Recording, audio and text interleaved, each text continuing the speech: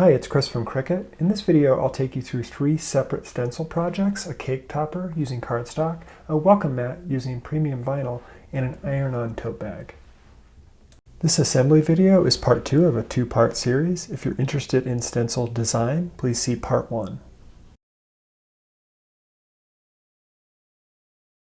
After cutting my cardstock for the cake stencil, I realized I needed to use tape to put the inside of the letters back into the stencil.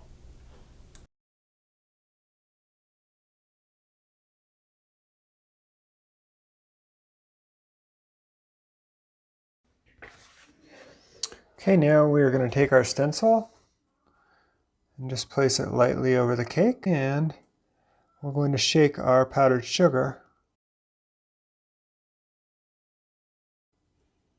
And you can see the sides of the stencil allow us to get into the holes of the letters.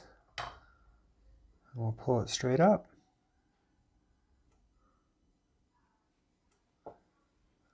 And there we go, be kind.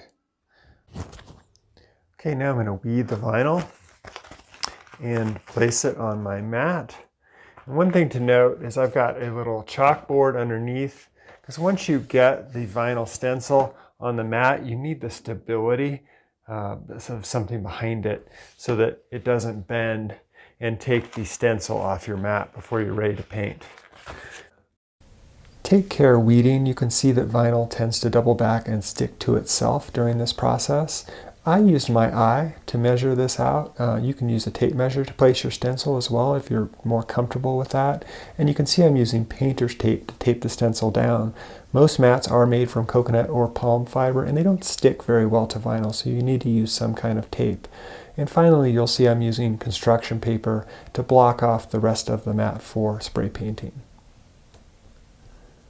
Now we're moving outside and prepping the rest of the stencil. You can see I'm using push pins to put the middle of the letters in. There are several options for paint. You can use outdoor acrylic, or you can use spray rubber, which in this case I chose because it does not require a brush.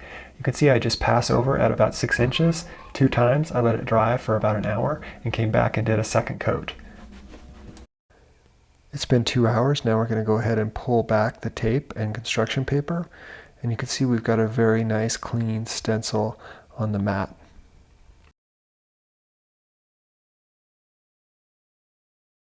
Now let's prepare our iron-on for the tote bag. Make sure to take the protective cover off of the mat before you start and put it back to retain the stickiness. And with iron-on, make sure the shiny side goes down. It's a common mistake to put the shiny side up. With weeding, what you want to do is take the area around the circle off first. You can just peel that off and then kind of work through just taking the letter pieces out. And you'll note that you've mirrored the content, so it's going to be kind of working backwards as if you were looking at a t-shirt in a mirror. Search for Cricut Heat Transfer Guide, plug in your heat transfer material and your base material, then follow the instructions for preheat, front side, and back side. And make sure when you peel that it's cool to the touch and you pull across at a 45-degree angle.